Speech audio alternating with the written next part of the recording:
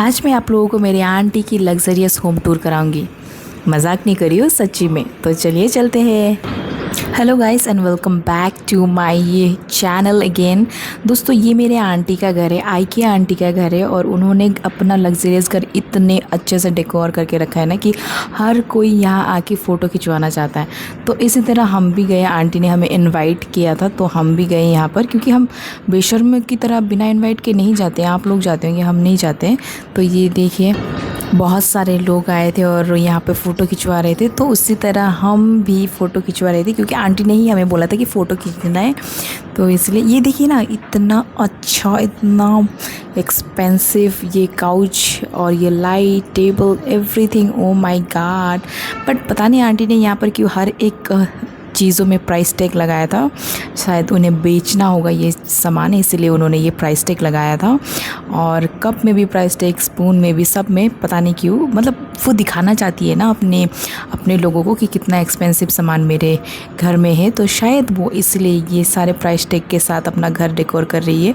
और ये देखिए उनका बालकनी का व्यू तो देखिए, ओह माय गॉड। और ये उनका डाइनिंग टेबल कम लिविंग रूम, जो कि साथ में उन्होंने कॉम्बो करके ऐसे मिला के बनाया था। इतना अच्छा लग रहा था ये भी।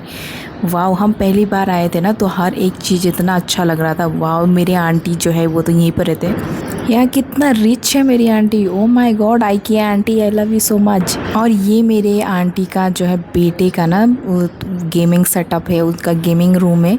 कितने अच्छे से इसको भी सेटअप करके रखा है। और उनको डायमंड बटन भी मिल चुका है यहाँ पे यूट्यूब पे।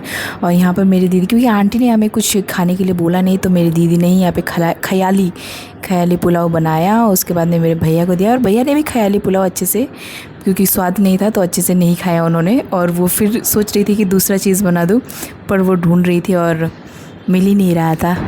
और दोस्तों, जब खाने के लिए हमें कुछ भी नहीं दिया गया तो हम फिर दूसरे किचन में चले गए, क्योंकि मेरी आंटी का बहुत ज़्यादा मतलब किचन है, अलग अलग वेज नॉन वेज सारे किचन है। तो हम यहाँ पर नॉन वेज वाले किचन में गए कि कुछ खाने को मिल जाए हमारे आंटी के घर में। तो फिर मैंने उनको ये वाइन दिया, मेरे भैया को वाइन दिया, जो कि ख़याली वाइन था और वेलकम था। तो उन्होंने ख़याली वाइन भी डिनाई कर दिया। उन्होंने कहा कि छी, नहीं पीता मैं ऐसा ख़याली वाइन।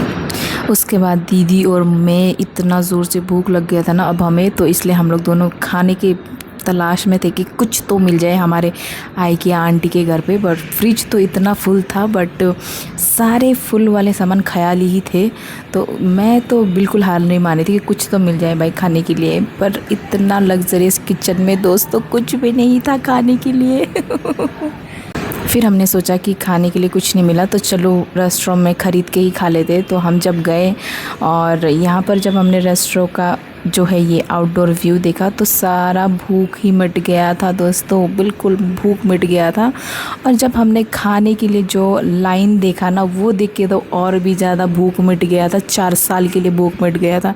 फिर हमने सोचा वो लाइन देख के, फिर हमने सोचा कि नहीं, हम कहीं ढाबे पे ही जाके खा लेते हैं।